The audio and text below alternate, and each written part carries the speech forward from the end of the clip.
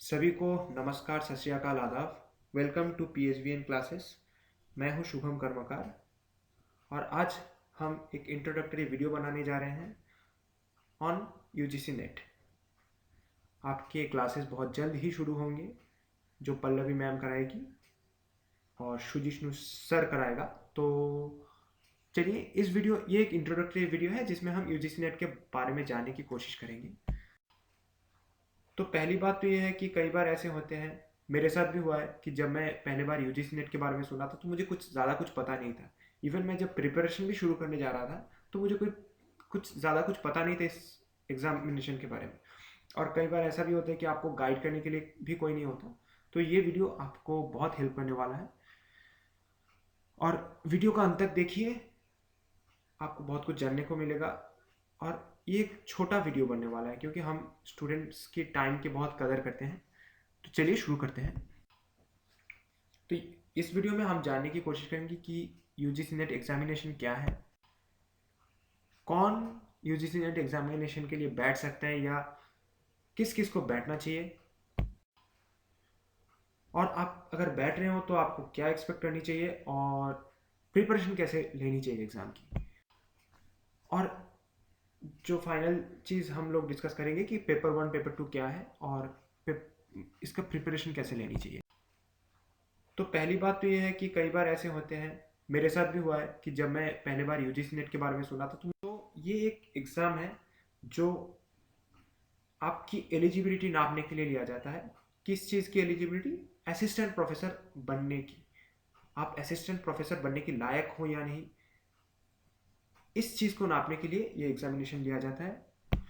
और इसके साथ ये एक स्कॉलरशिप भी प्रोवाइड करता है जिसको जूनियर रिसर्च फेलोशिप भी बोला जाता है।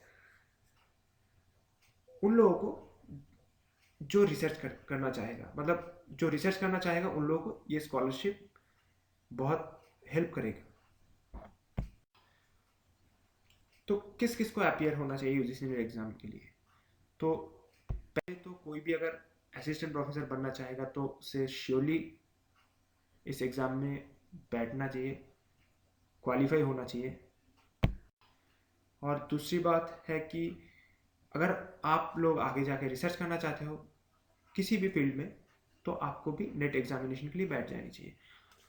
और इसका जो एलिजिबिलिटी होता है, मास्टर्स में 55% आपको लाना होता है इसमें बैठने के लिए, या आप अपियरिंग फॉर मास्टर्स होनी चाहिए।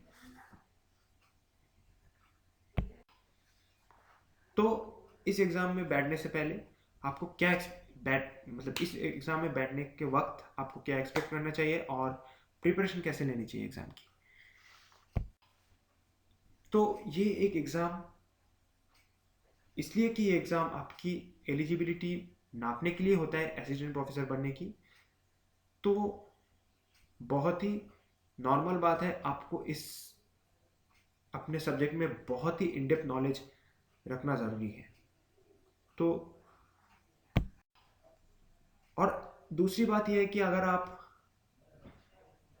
को सब्जेक्ट में बहुत अच्छा पकड़ है, नॉलेज है, तो आपको ये भी पता होगा कि आप रिसर्च कहाँ करना चाहते हो। तो अगर आप असिस्टेंट प्रोफेसर बनना चाहते हो या रिसर्च करना चाहते हो तो आपको अपने सब्जेक्ट में बहुत अच्छे से नॉलेज होनी चाहिए, और वही ये एग्ज़ाम मांगता भी है। और आप अगर बैठ रहे हो तो आपको क्या एक्सपेक्ट करनी चाहिए और प्रिपरेशन कैसे लेनी चाहिए एग्ज़ाम की।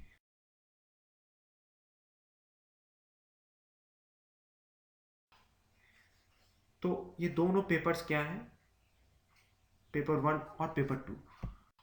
तो पेपर 1 में आ जाता है जनरल पेपर, जिसमें से कि आपको 50 क्वेश्चंस आते हैं। हर एक क्वेश्चन 2 मार्क्स के हैं और इसमें से टॉपिक्स आ जाते हैं research aptitude, teaching aptitude, comprehension, mathematical reasoning, logical reasoning, data interpretation, ICT, higher education, environment और कम्युनिकेशन। और कौन UGC नेट एग्जामिनेशन के लिए बैठ सकता है या किस किस को बैठना चाहिए।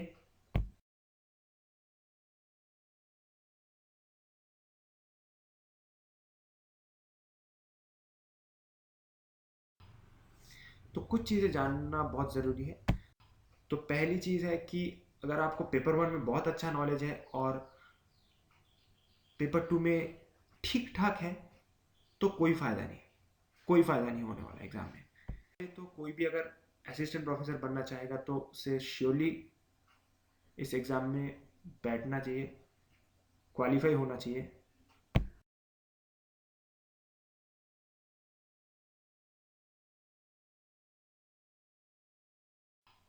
ये पेपर 1 ही डिसाइड करेगा कि आप जेआरएफ क्वालिफाई करोगे या नहीं, इवन नेट भी। क्योंकि कई बार ऐसा होता है कि अगर आपका पेपर 2 बहुत अच्छा है लेकिन पेपर 1 ठीक ठाक है तो आप शायद नेट क्वालिफाई कर जाए, सिर्फ नेट। और मैंने भी ऐसे ही देखे हैं। और लेकिन जेआरएफ अगर आप लाना चाहते हो तो आपको पेपर 1 और पेपर 2 दोनों में इक्वली बहुत अच्छे से पकड़ होनी चाहिए। और इसके साथ ये एक स्कॉलरशिप भी प्रोवाइड करता है जिसको जूनियर रिसर्च फेलोशिप भी बोला जाता है। उन लोगों को जब एग्ज़ाम का रिजल्ट आया तो देखा गया कि जेआरएफ कट ऑफ 230 पर गया और नेट का कट ऑफ 210 पर गया। और भी हम जब हमें जानने का मौका मिला तो पता चला कि दोनों ने ही पेपर 2 में 170 स्कोर की, पर रोहित ने पेपर 1 में 20 क्वेश्चन सही किए और 40 स्कोर लाए, और विराट ने 35 क्वेश्चन सही किए और 70 मार्क्स लाए, सॉरी। तो जो फाइनल रिजल्ट बना, रोहित को 210 मिला और वो सिर्फ असिस्टेंट प्रोफेसर के लिए क्वालिफाई हुए, और विराट ने 240 मार्क्स लाए और वो जेआरएफ के साथ असिस्टेंट प्रोफेसर क्वालिफाई हो गए। तो ये एक बहुत ही बड़ी बात है कि पेपर 1 ही तो अच्छे सीरियस स्टूडेंट्स में टाई ब्रेकर बनते हैं। तो आपको बहुत अच्छे से स्ट्रैटेजी बनानी चाहिए और उसके हिसाब से पढ़नी चाहिए। तो मैं एक अलग से वीडियो बनाऊंगा कि स्ट्रैटेजी आपको कैसे बनानी चाहिए, ताकि आप लोग अपने सिलेबस को बहुत जल्द से जल्द कंप्लीट कर सको 3 से 4 महीने के अंदर, और वो भी कम से कम स्ट्रेस लेके। थोड़ा तो स्ट्रेस लेना ही है क्योंकि ये एक नेशनल लेवल का एग्ज़ाम है। तो तो बस मैं ये कहना चाहता हूँ कि आप लोग पढ़ाई करते रहो, और अगर आपको इस वीडियो से कुछ जानने को मिला तो लाइक कर दीजिए वीडियो को। अगर आप कुछ जानना चाहते हैं और भी तो कमेंट्स में कमेंट कर सकते हैं आप। हम आपके कमेंट को रिप्लाई करने की बहुत कोशिश करेंगे जितना जल्दी से जल्दी हो सके। और इस वीडियो को शेयर करिए अपने दोस्तों के साथ। चैनल को सब्सक्राइब कर लीजिए, आप लोग के लिए फ्री क्लासेस बहुत जल्द ही आने वाले हैं। So thank you for joining. Goodbye. Take care.